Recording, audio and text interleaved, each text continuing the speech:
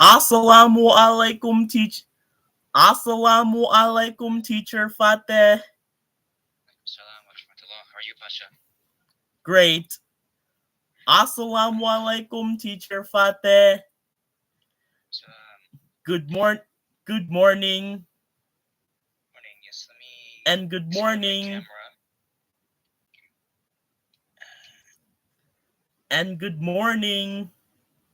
Good morning. Good morning. Sorry, I'm setting up my camera, so give me a second, inshallah.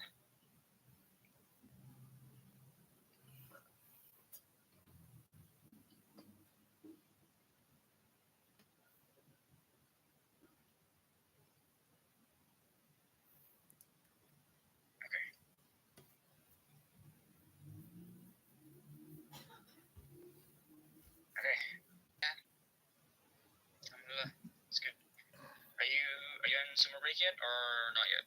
Not yet. Not yet. Exam week is it's gonna start tomorrow. Oh, okay.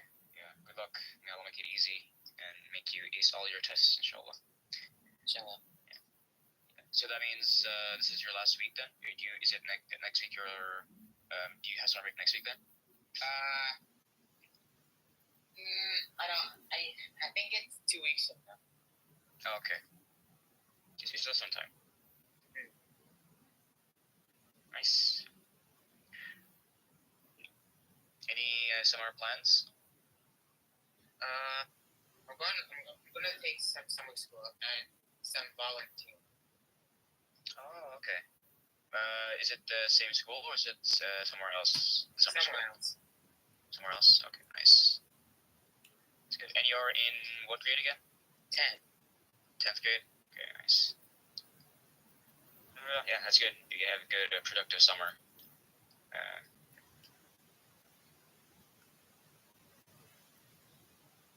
Yeah, so for me, inshallah, I'll be traveling to Indonesia this Wednesday. So I'll be there, I think, about 2 months, so almost all the summer. But it should be good, alhamdulillah. Most of my extended family is there, my cousins, aunts, uncles. So yeah, it'd be good to spend time with them. Also, we're spending their Eid with them too. Should be good. So yeah, I hope everyone also has a good Eid here. Celebrating with family, eating good food, of course. Let's wait a bit longer, maybe another minute or two for others to show up.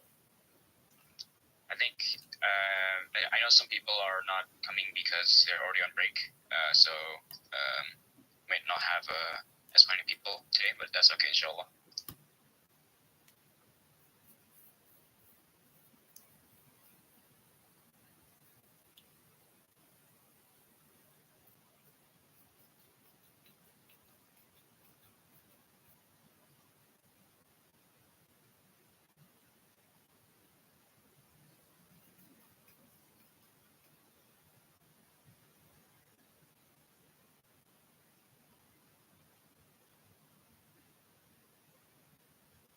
Okay, we can just get started for now, and then people can join in whenever.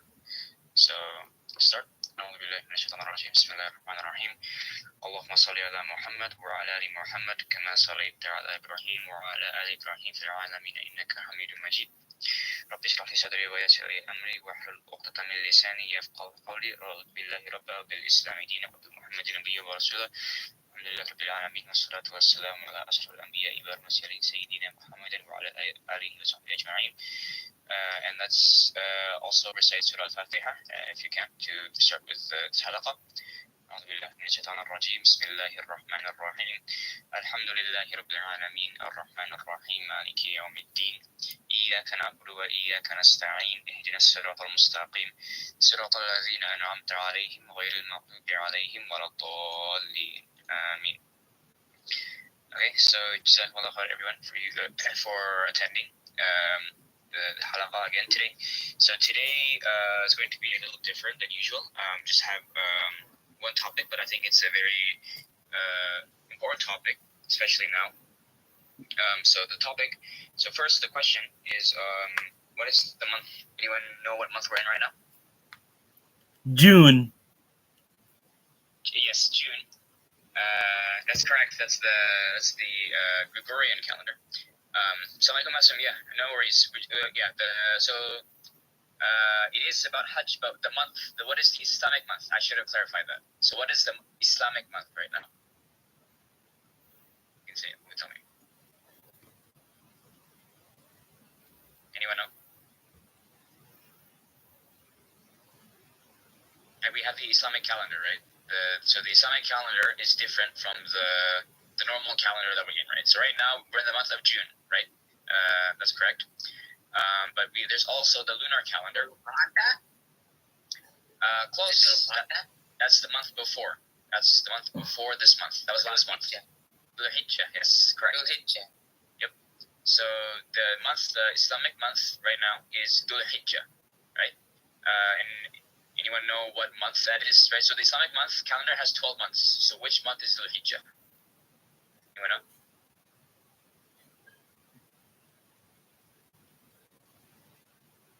Okay, so Dhul Hijjah is the 12th month, right? So it's actually the last month in the Islamic calendar, right? Ramadan is a few months before this, right? So Ramadan, I believe, is the 9th month, if I'm not mistaken, right? But Dhul Hijjah, right, is the 12th month, the last month of the Islamic calendar. Okay, and as Basim just mentioned, right, it's also the month of Hajj, right? And remember what Hajj, right? Hajj is one of the 5 pillars of Islam that to be a Muslim, right, we have to perform Hajj when? Or how many times do we have to perform Hajj? Anyone know? At least once. At least once, yes, right? In our lifetime, right? If we're able to perform Hajj at least once, right? Then you'll fulfill your obligation of Hajj, right? And Hajj is the pilgrimage to Mecca, right? To the Kaaba, right? In the Mecca, right? So if you can, right, we would fly to Medina or somewhere outside, and then we would make the pilgrimage to Mecca, right? And so right now, actually, right, right now is actually the season of Hajj. So I had a friend, right, who actually just flew out to in Jeddah, right, in Saudi Arabia, a few days ago, right? So he flew out to start the Hajj, right? So the Hajj is actually already started. Right? So if you started the Hajj, you would start beginning of Dhul Hijjah, right? Before the month of Dhul Hijjah, you would start, and then you would make the pilgrimage, right? And there's a whole process to doing the Hajj, right? And you know how many days it takes? 10. So it's a little over 10. So it's about 13, 14, I think 13. But the 10 days percentage of the Dhul Hijjah are usually the ones that are the most important. Right? Those are the ones that we'll go into later as well. But the Hajj process usually the whole thing is 10 plus there's a few extra days as well, right? So yeah, the topic for today will be centered around Hajj and Dhul Hijjah, right? So let's. There is a verse in the Quran that I want to start with. Let me share my screen real quickly.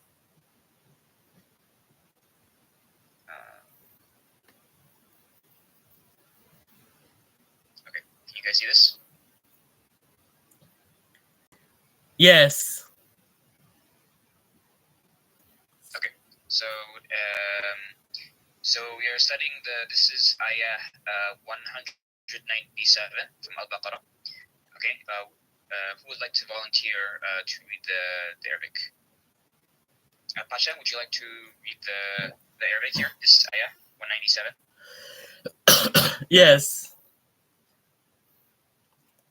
Okay, go ahead. Show. Bismillah. Bismillahirrahmanirrahim. Al-Hajj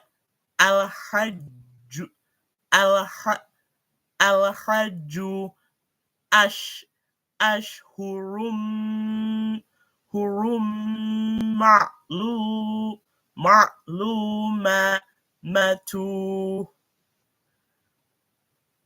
faman farada فيهن فيهن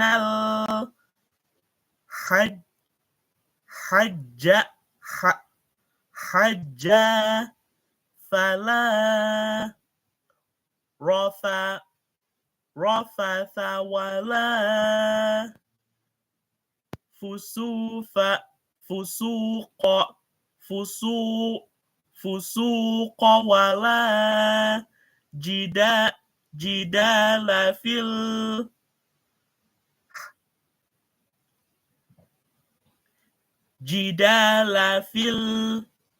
في الحج في الحج حج وما تفعلوا من خير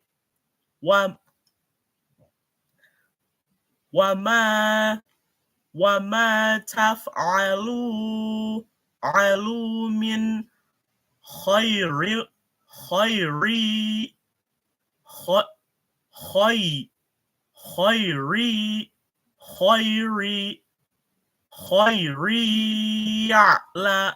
يعلمه الله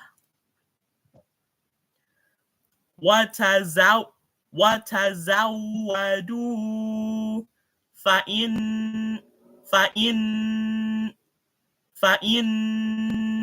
خير زاد التقوى واتقون يا أولي الألباب.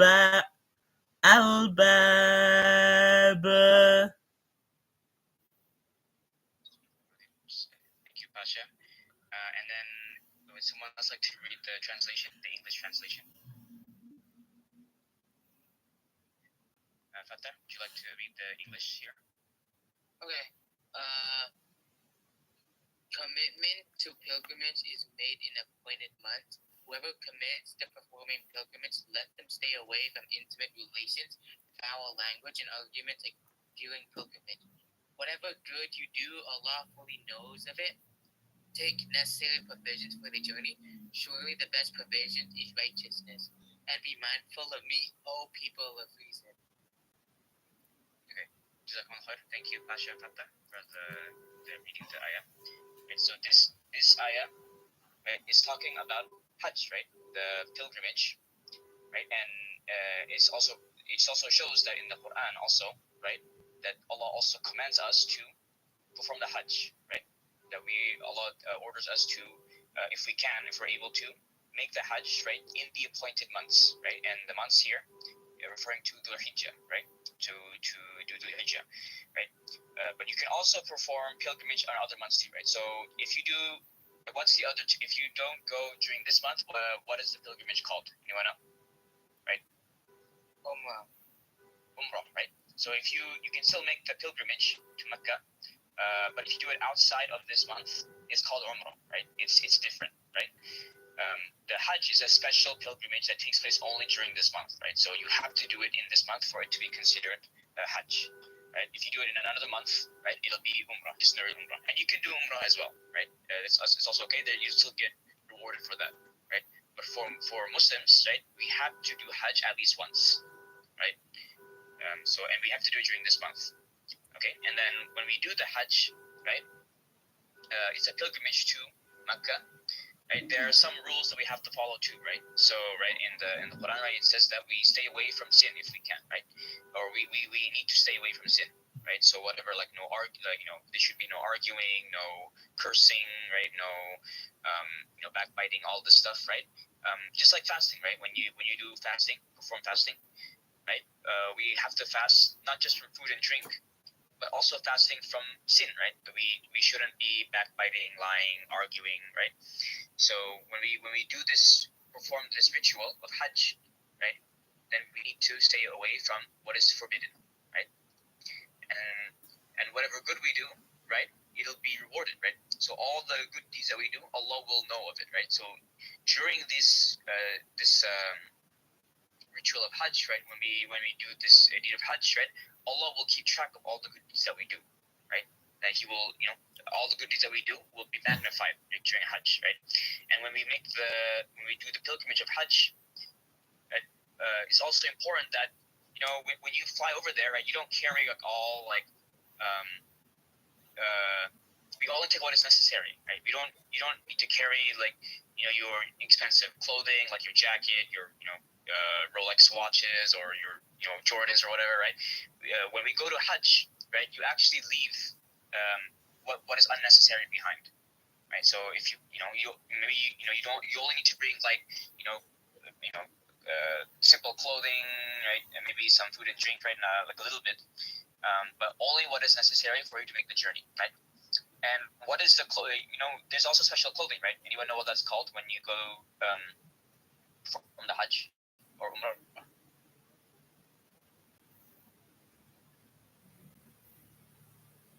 So when we go from the Hajj or Umrah, right, we have to wear what is known as is called the ihram, right? It's basically like 2 pieces of cloth that you tie around your body, right? But that's all you would carry, right? You wouldn't wear like a t-shirt and shorts, right? Normally you would just wear 2 pieces of cloth, right? And you wouldn't have anything else. Basically, that's it. That's all you go, and you go from the Hajj or the pilgrimage, right? So you basically only take what is necessary, right? Not even like your phones, right, or your watches. You would have to leave them behind, right? So no phones. You just go, and then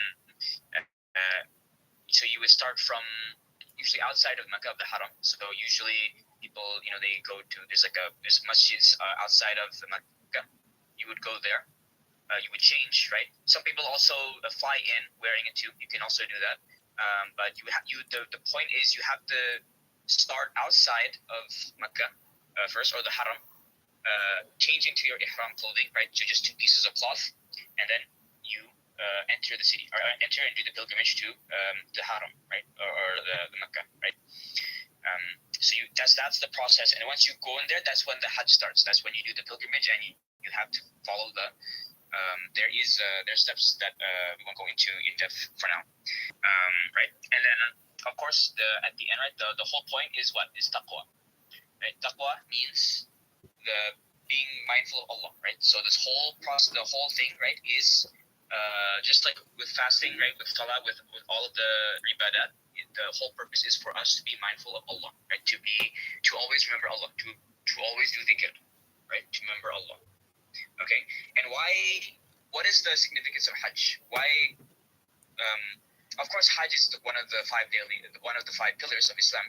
But why is it important? Like, what is like some of the significance of Hajj? Anyone know? Like, what is the history behind Hajj?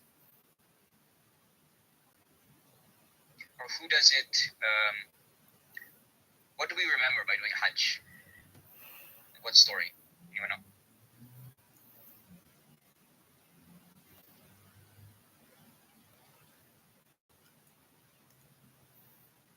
Which prophet is important? Or prophets?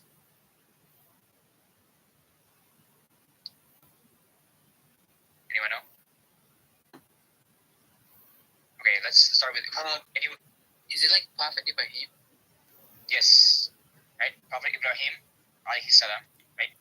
And his son is Prophet Ismail, alayhi salam, right? So the ones who we celebrate, or we commemorate they're also doing the same thing, right, with Hajj, right? That they were also the builders of the Kaaba, right? They're of course the foundation of the Kaaba was built by the Prophet Adam alayhi salam, right, and the angels, but Prophet Ibrahim alayhi salam is the one that built the Kaaba, right, and also started the tradition of Hajj, right? That we remember his story as well, right? And Prophet Muhammad sallallahu alaihi wasallam also encourages us to remember Prophet Ibrahim alayhi salam and his son, right? And there's also something we do at the end of Hajj, or at on the day of Eid, right? So the day of Eid is also special. And what do we do on this Eid? What is the significance of this Eid al-Adha?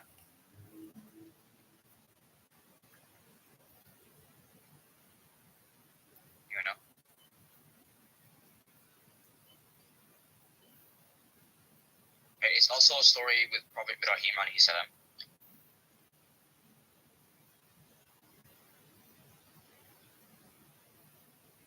What do we do on Eid al-Adha? Anyone know what the difference between Eid al-Adha and Eid al-Fitr is? Like there's the Eid after Ramadan, right? There's that Eid celebration, and there's also this Eid for Hajj. What is the significance of this Eid?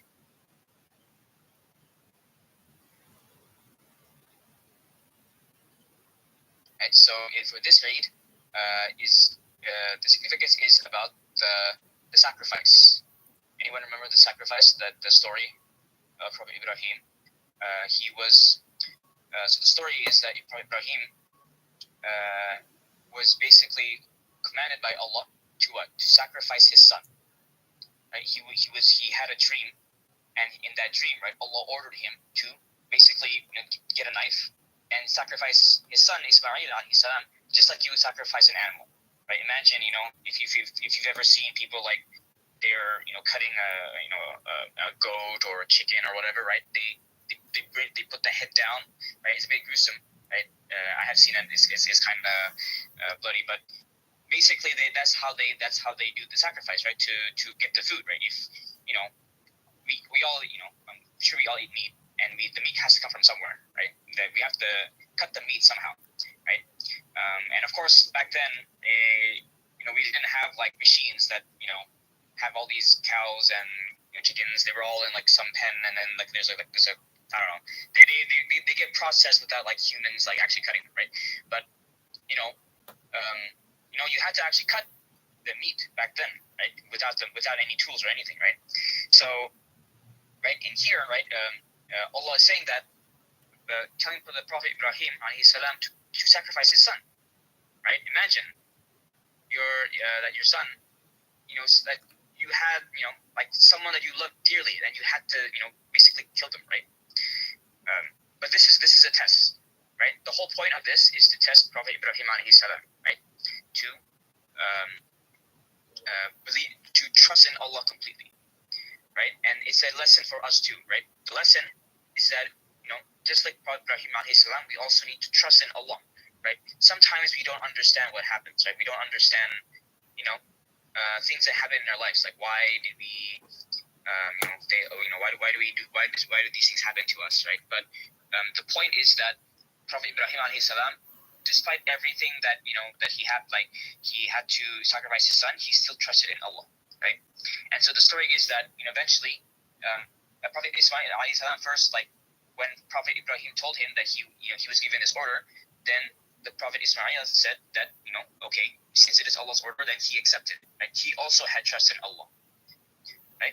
And so they were about to do the deed, right? About to do the sacrifice, and right before the knife like cut, right, his son, right? Then Allah ordered the knife to basically, it became soft, right? Or it became like basically it passed through him. He didn't even cut him, right? And that's the miracle, right? That Allah provided, and from there Allah said that he passed the test, right? That this is the test of his tawakkul, of his trust in Allah, right? And he passed.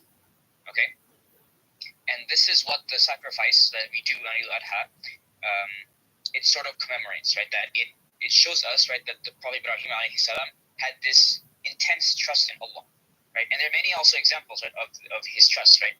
Anyone know the story of there's another story, right, also related to Hajj, about Prophet Ibrahim left his wife, right? He left his wife. Anyone know the story? What happened? Oh yeah, wasn't like Mecca was created because of that? That's at the end, yes, right. At the very end, that's how the city of Mecca started up. But at the beginning, right, Prophet Ibrahim alayhi salam left his wife, right, Hajjah radiallahu anha, in the desert, right, basically in the desert of Mecca, right. And anyone know what happened? Anyone know what happened there? Right, so he left his wife, right, and why? Why did he leave his wife there? Because it was also the order of Allah, right? So that Allah, right, Allah subhanahu wa ta'ala ordered the Prophet Ibrahim to leave his wife there, right, for however long, right? And of course, at first, Hajar, right, like she was confused, like she asked him like why why are you leaving us here, right? And she kept asking him, and eventually then she asked him like, did Allah order you to leave us here? And she asked him if Allah ordered him to leave his wife there, and Ibrahim alayhi salam said yes, right, that this is the command from Allah. And after that, then Hajar then she accepted that this is going to be a test from Allah, right? And this also shows her trust in Allah. That even though they're in the middle of the desert, like if you've ever been to Saudi Arabia, it's super hot. It's super dry, right? It's a desert, right? But now of course, now it's more a city, right? There's a lot, they've already developed, and there's water. You can get water from anywhere. But at the time, right back, thousands of years ago, right, it was just desert. Right? There's nothing around. Like you can imagine miles of sand like everywhere, and you just leave a lady and her son, her baby son Ismail was just a son, a mother and her son. Okay, but they were left in the desert, and if you know the story, basically that the Hajar, right, she had to run right between the two mountains, right, Safa and Marwa, right, and that's also one of the acts that you have to do, right, during Umrah and Hajj, right, that we run between the two points, right, between Safa and Marwa, right.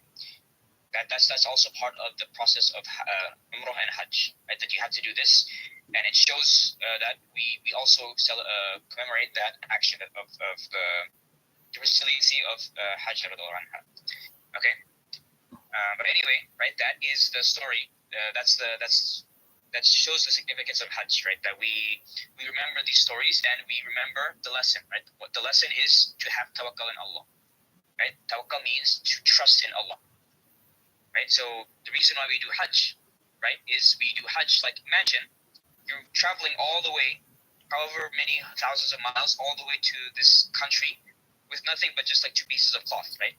It's similar, right? You're basically leaving everything behind, and you're doing this action of Hajj for the sake of Allah, right? Because we're a Muslim, that we obey, we worship Allah, and we trust in Allah, that Allah will provide for us. Even though we carry nothing, like no phones, no water, no nothing, right? We trust that Allah will provide for us, right? As long as we obey Him. Okay, that is the lesson, right? That's one of the main lessons of Hajj, right? That we have to be trust in Allah. Okay. Right, so that is the action of Hajj, right? And there's a lot more. This was just like a very high level intro to Hajj, but there's a lot more things involved in Hajj as well. But I also wanted to talk about because we are not doing Hajj right now, right? We're here in the in America, right? We can't do Hajj right now because it's already started, right? But we can still get the benefits of Dhul Hijjah, right? So like we just said, right, this month is the month of Dhul Hijjah, right? The Islamic calendar. I think it's already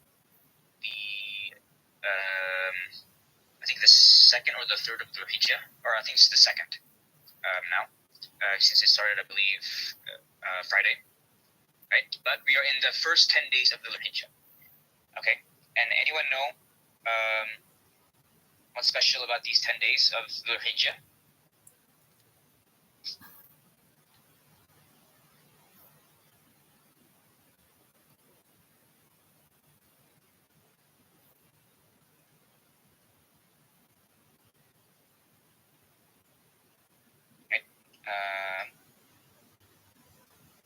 Let me reshare my screen again.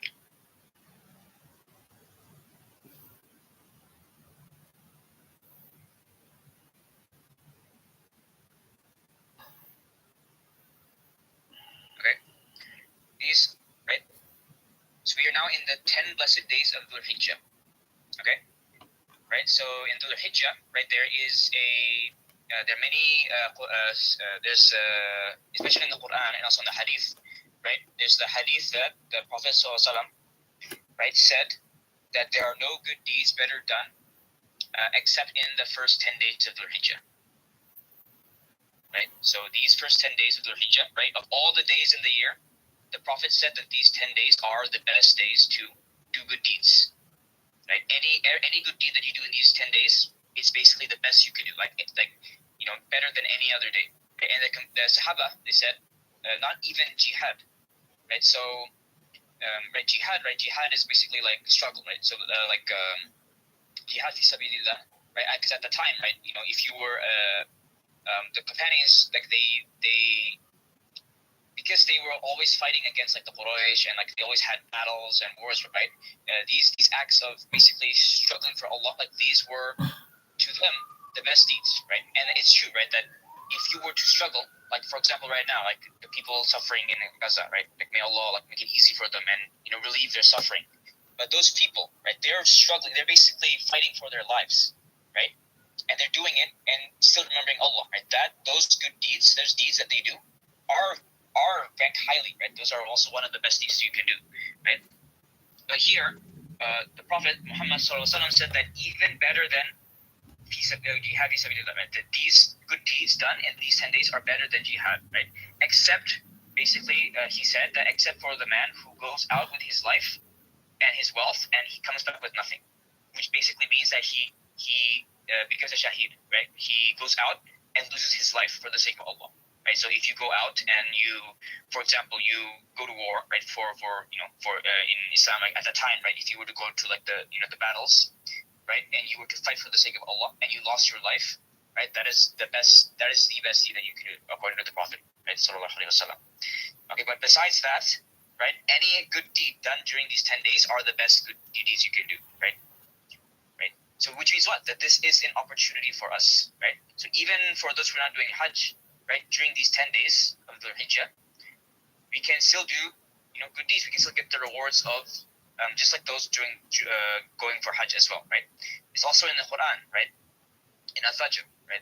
Allah mentions in the Quran, "Wal-Fajr wa-layalin ashr," right? That by the dawn and the 10 nights, or the right? And some say that this could be the 10 nights of Ramadan, like the last 10 nights. But the majority of the scholars, they think they explain that this is actually referring to the 10 days of the Hijjah, right? Which is these current 10 days, right? So these 10 days of the Hijjah are the best days that we can do good deeds, right? And there's another hadith, right, from the Prophet sallallahu alaihi wasallam. He said that there are no days greater and more beloved to Allah than the 10 days of the Hijjah, right? So increase in them your declaration of the oneness of Allah and your praise of Him, right? So in these 10 days, right, these are the days that we can basically do more good deeds and get closer to Allah, right? And of course, there are many things we can do, right, in these first 10 days, right? Of course, Hajj and Umrah, right? That's the big one. If you can do Hajj, right, of course, try to do the Hajj. But if you're not doing Hajj, right, another thing you can do, is fasting, right? We can all do fasting during these the first 10 days, if you can. Right, fasting is one of the good deeds. You can also do more. We also try to do more dhikr, right? So try to do more remembrance of Allah, like say like Allahu Akbar, Alhamdulillah, Subhanallah, Alhamdulillah, wa la ilaha illallah, Allahu Akbar. Right, so try to say that more, right? Try to increase more, right? So basically during these 10 days, and the thing about the 10 days of the Hijjah is that this is something that we don't really know, right? Compared to Ramadan, right? In Ramadan, right? We all know that in Ramadan everyone fasts, right? We all fast, we break our fast, and we pray Tarawih, right? It's very structured. It's very memorable, right? Everyone remembers Ramadan, right? But Dhul Hijjah, right? Dhul Hijjah is kind of like underrated. Like people don't really, because there's really no structure, right? There's no, people know about Dhul Hijjah, but they don't know compared to Ramadan, they think it's not as the same. But actually, Dhul Hijjah, right, as we just saw from the hadith, these are the best 10 days, right, even compared to Ramadan. The Prophet said that even these 10 days are the best good deeds, the best days that we can do good deeds in, right? So we should also, we should also try to spend some more time doing good deeds during these 10 days as well, right? So, of course, fasting, dhikr, right, doing tawbah, repentance, right? Any deeds you can do, if you can give sadaqah, like charity, reading Quran, doing your salat, right? Doing more sunnah prayers, making sure your salat is on time, right? And there's also There's also the fasting. This is another special part of the Hijjah, is about the day of Arafah. Anyone know what the day of Arafah is?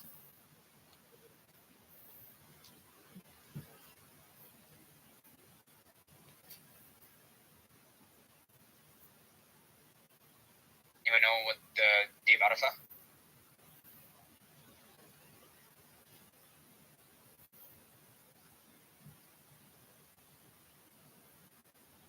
So the day of Arafah, it's the ninth day of the Hijjah, right? So that's basically the day before Eid, right?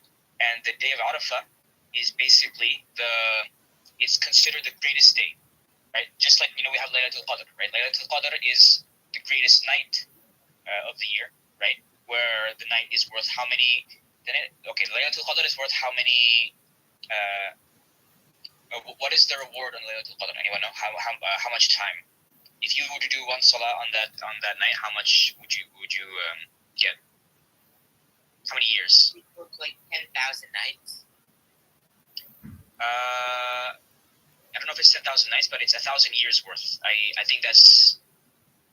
I'm not sure if that's worth 10,000. I think it might be more, right? But basically 1,000 years, right? One night there is worth 1,000 years, or 83. Sorry, 1,000 months. My bad. 1,000 months, or 83 years, right?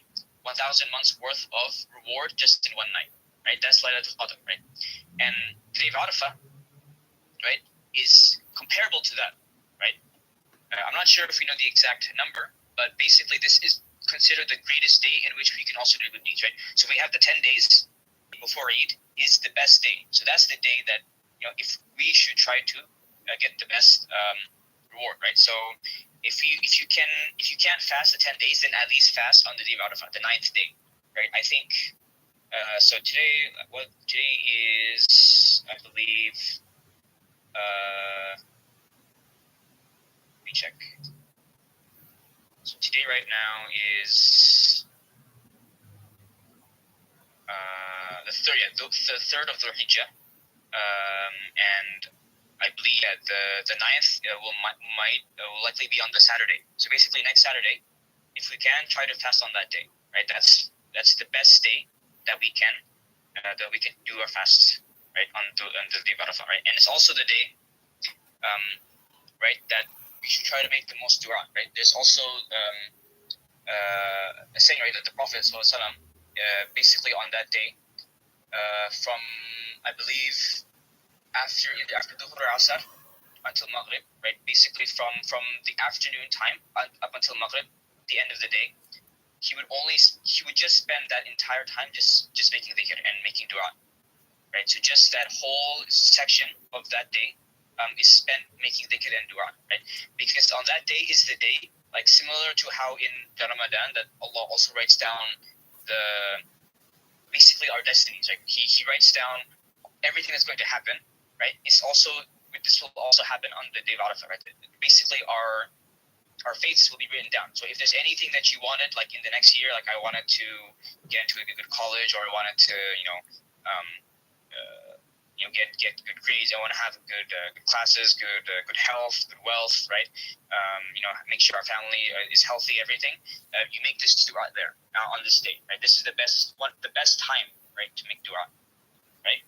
So the day of Arafah is right, one of the best days that we can do good deeds, right? And of course, right, there's many things we can do as well, right? It's not just ibadah, right? We can also, do you do dawah. You can also learn more, right? You can read more books, or you can, be more productive, basically, right? So this is like similar to Ramadan. We can also do more of these things as well, right? We can memorize the Quran, etc., right? I see. Yeah. So it mentions here that the fasting on the day of Arafah is it will also be a way for the Prophet said that this will Allah will basically forgive all of our sins, right, in the previous year and the next year, basically this year and the last year. All of our sins, if we were to fast on this day, all of our sins from the last year and this year will be forgiven, inshallah, right? If we fast on this day, right? So that's also one of the blessings that we should try not to miss the fast on this day. Okay, and then right? So yeah, Hajj, right? And Dhul Hijjah, right? So these are the best 10 days, and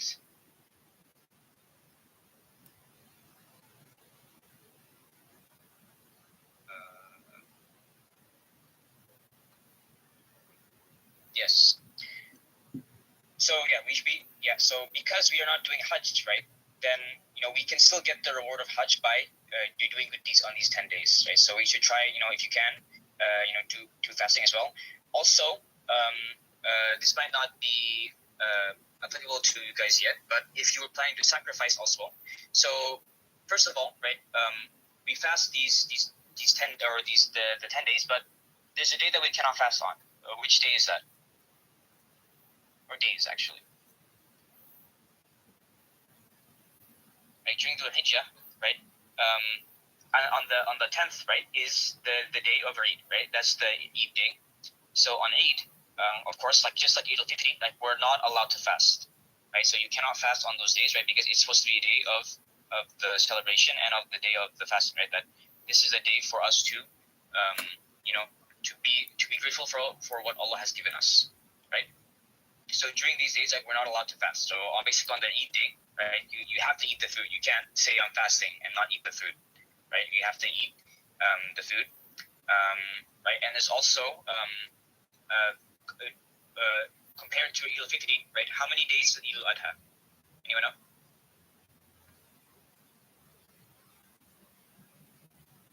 And so Eid al-Fitr is 1 day, right? So basically, the day after Ramadan, right, we have 1 day where we have a celebration for Eid.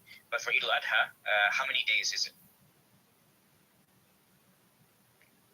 So actually, Eid al-Adha is supposed to take place for 3 days, right? So basically, we have 3 days after, so that I think the 10th, 11th, 12th, basically, right? We have the 3 days where we have to we basically celebrate the Eid al-Adha, right? That we do the sacrifice, and there's also basically that during these 3 days, there is the takbirat that you do, like we say Allahu Akbar, Allahu Akbar, Allahu Akbar, but La ilaha illallah, Allahu Akbar, Allahu Akbar, walillahi alhamd. Right? When we do the takbirat, right? The Eid al-Fitr, you would only do it right before the Eid prayer, right? That you would do that and say the takbirat. Of course, you can do more, right? To do more dhikr.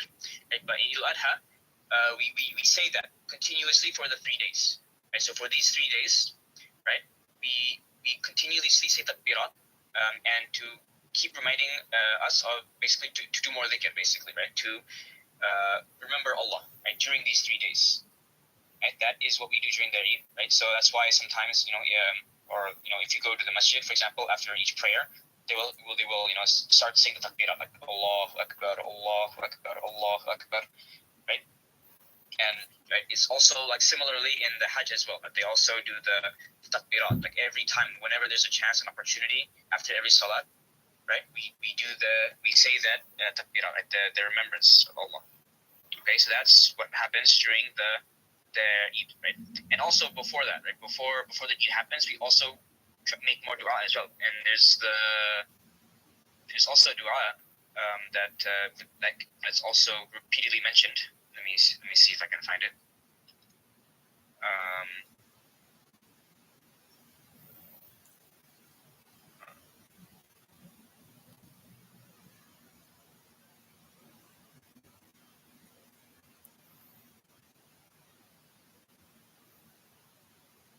Well, there's many dua that you can say, but one of the most common dua is saying La ilaha illallah, right? That we basically always say that there is no God but Allah, right?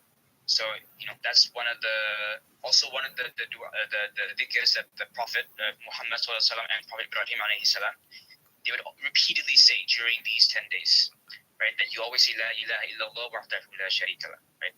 That there is no God but Allah, right? And that He's the greatest, right? That He has no partners, right? So, right, that's one of the lessons, right? That during these 10 days, we try to increase our dhikr, right? We try to do more good deeds, right? So, so hopefully this is clear. Basically, that if you remember, right, these 10 days, right, of Dhul Hijjah, right, they're they sometimes go under the radar, right? Because compared to Ramadan, they're not as like, there's usually not a big celebration around it, right? Because it's just these 10 days, right? Except that we know that it's the Hajj time, right? But these 10 days, of course, are, as we just saw, are the best days that we can do. So we try to take the best advantage that we can of it. Okay. Any questions so far?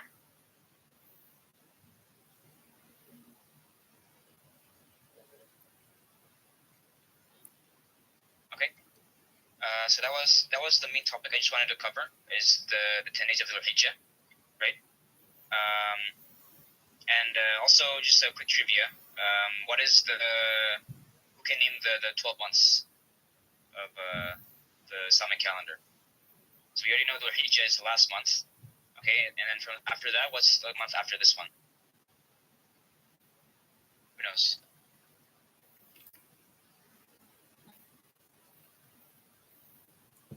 Muharram. Okay, yes, Muharram. Right, that's the first month. And then what's next? Safar. Yep, Muharram, Safar. And then? Rabi al-Awwal. Rabi al-Thani.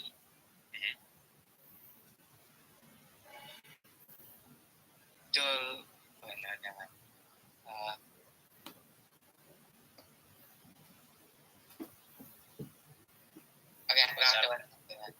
So Muharram, Safar, Rabi al-Awwal, Rabi al-Thani. And then it's Jumada al-Awwal. Jumada al-Awwal is the next fifth month. And then Muharram, Safar, Rabi al-Awwal, Rabi al-Thani. There's a song I remember that you help me remember. It's Muharram, Safar, Rabi al-Awwal, Rabi al-Thani, Jumada al-Awwal, Jumada al-Thani, and Rajab. Rajab is the Jumada al-Awwal, Jumada al-Thani, Rajab. And then what's after Rajab? Sha'ban. Sha'ban, yes. And then Ramadan.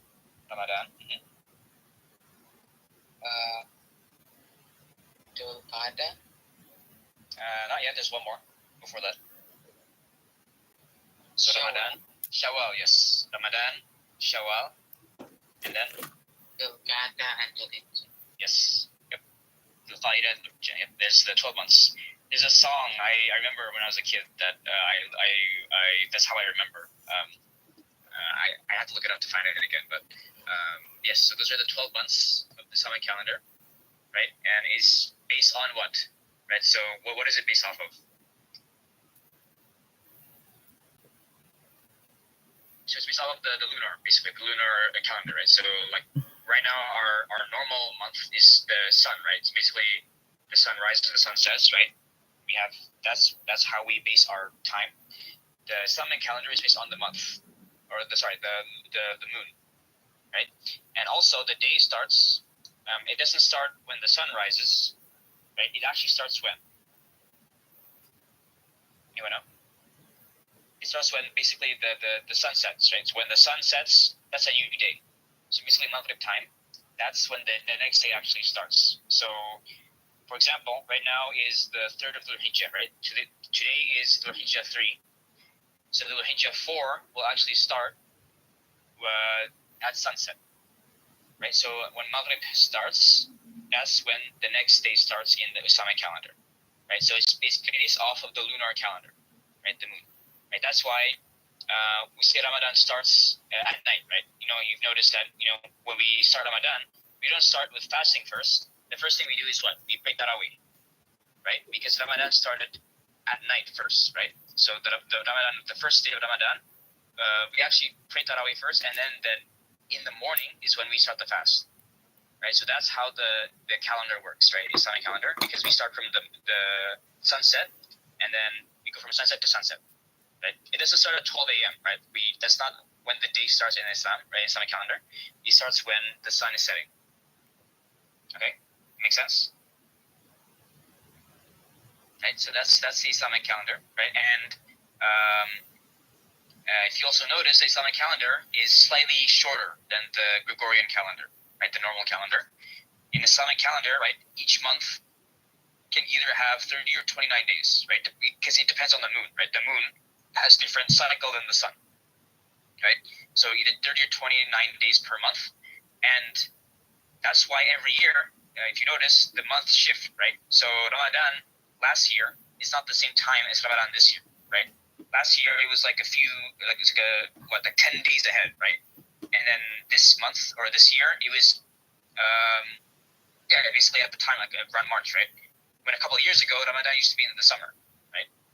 So basically in a few years we'll have all the months shift such that Ramadan will be in the winter time, right? Imagine that, like during the winter time is probably the easiest time to fast, right? The Maghrib and Fajr time will be way, if you live, at least if you live in like the northern hemisphere, right? The Fajr and Maghrib time will be much shorter, right? You won't be, compared to 18 hours, it'll be only a few hours basically. But basically, yes, that's how the Islamic calendar works, right? And we are in the last month, Dhul Hijjah, right? So just the key takeaway, inshallah, is that hopefully we take advantage of these 10 days of Dhul Hijjah. So if you can fast, try to fast. At the very least, try to fast on Saturday, which is the 9th, right? The 9th of Dhul Hijjah is the day of Arafah. Try to fast on that day if you can, right? I know it's probably going to be hard because it is during the summertime, but just remember the rewards, right? This is the best day, like compared to the Laylatul Qadr, right? The night of power, right? Laylatul Qadr. We don't actually know what night that is, right?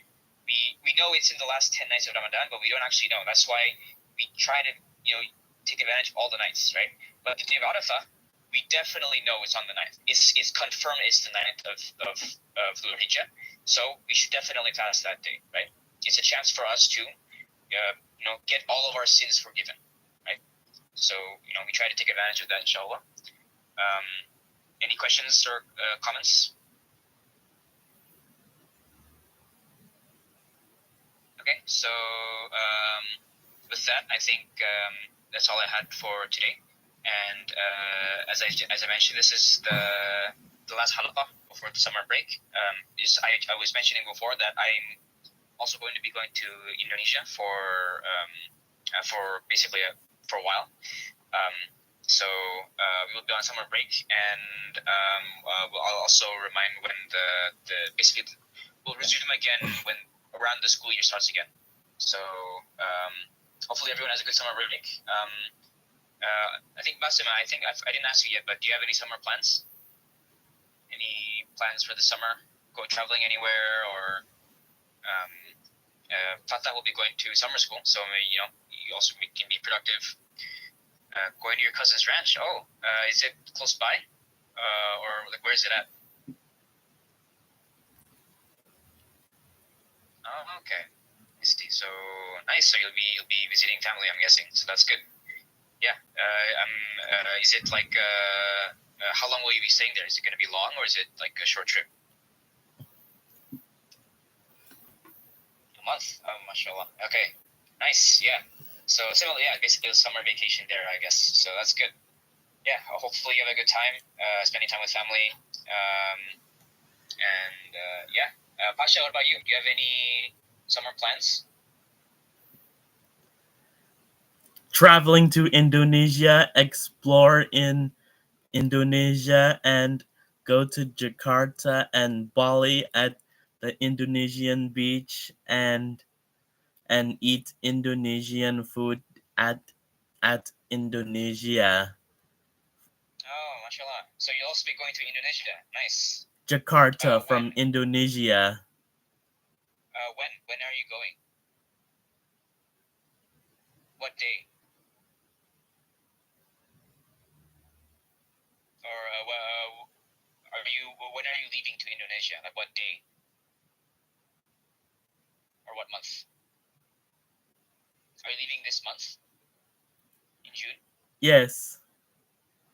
Oh, mashallah. Nice, yeah, that's good. Maybe we might see each other. I don't know. You're going to Bali? Yes. Yeah, I was actually I went to Bali 3 years ago. It's nice, yeah. The beaches are nice, yeah, and of course the food is also really good. So inshallah, hopefully you enjoy it. Yeah, and yeah, I'll make it easy and give you ease during the all of you guys' trips. So with that, I think we can end for today. So jazakumullah khair everyone for coming, attending the halaqah right before the summer break, and hopefully you guys have a good summer break. So we'll close with kafaratul majlis and surah al-asr. بسم الله الرحمن الرحيم اللهم صل على محمد وعلى ال محمد كما صليت على ابراهيم وعلى ال ابراهيم في العالمين انك حميد مجيد آمين. سبحانك اللهم وبحمدك اشهد ان لا اله الا انت استغفرك واتوب اليك بسم الله آمين. الرحمن الرحيم والعصر ان الانسان لفي خسر الا آمين. الذين امنوا وعملوا الصالحات وتواصوا بالحق وتواصوا بالصبر. آمين. Okay, jazakumullah khair everyone, and yeah, have a good summer break. Assalamu alaikum wa rahmatullahi wa barakatuh. Walaikum assalam wa rahmatullahi wa barakatuh. Thank you for joining us, Thank you for joining us in the morning, Teacher Fateh. Thank you. Goodbye. Have a great day.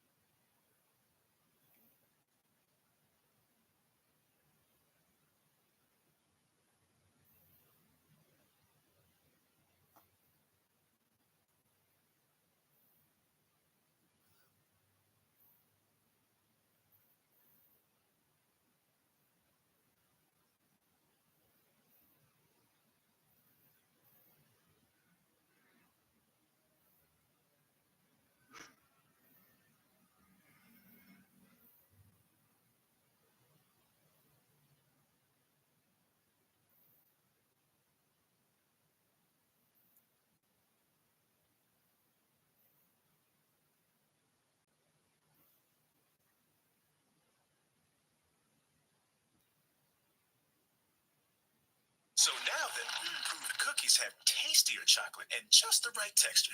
Yes.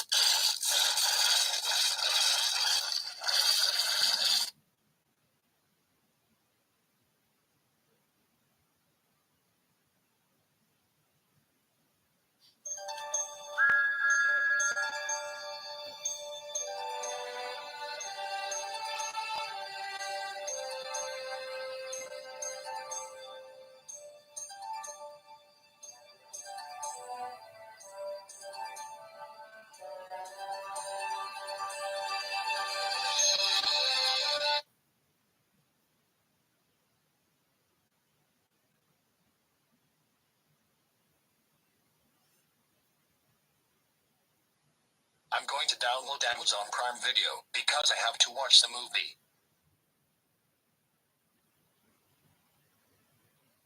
Okay.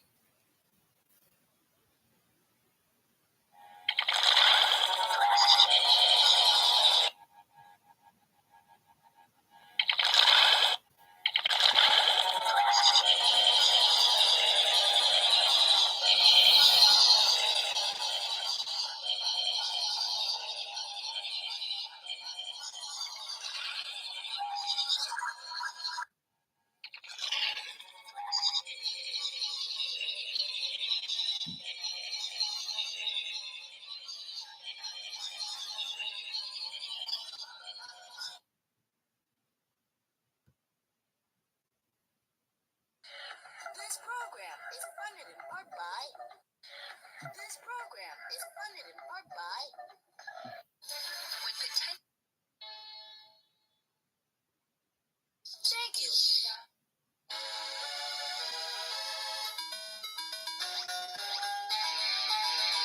For public broadcasting and some viewers like you. Thank you.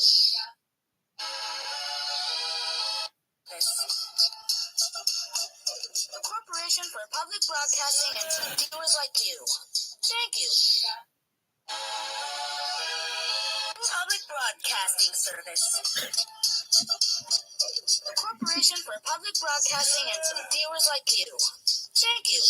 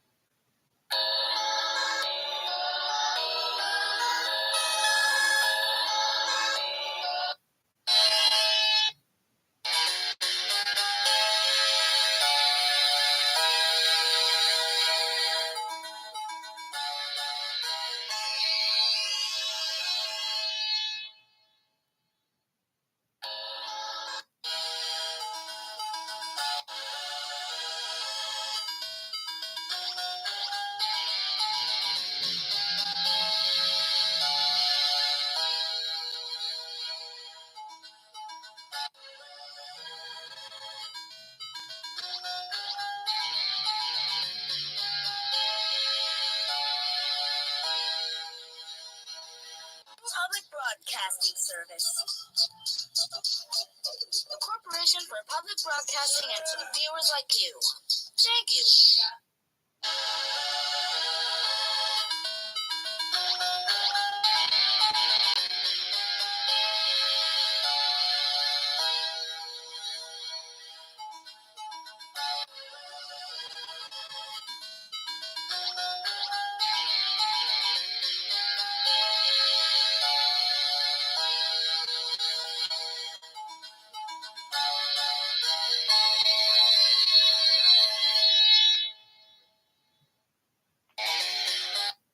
For public broadcasting and some viewers like you. Thank you.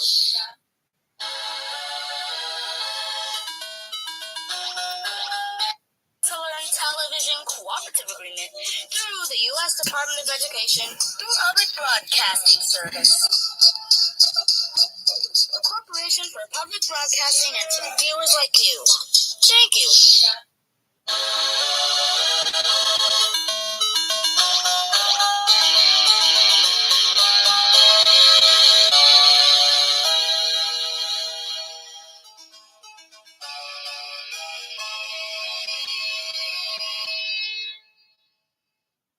For public broadcasting and some viewers like you.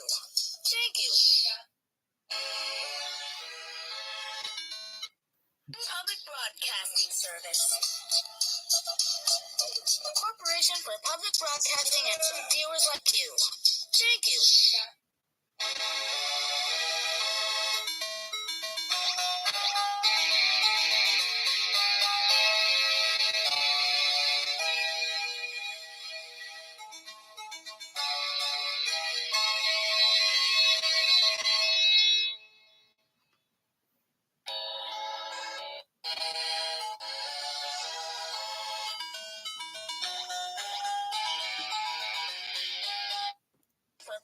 Broadcasting and to the viewers like you. Thank you.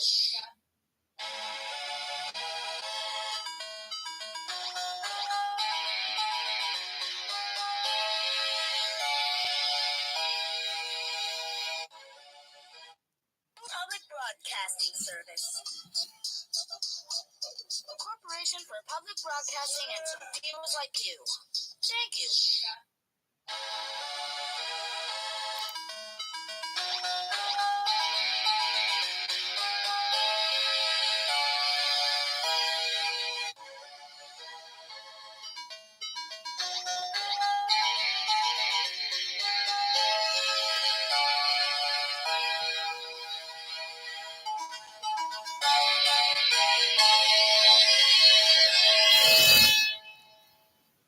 For public broadcasting and to the viewers like you. Thank you.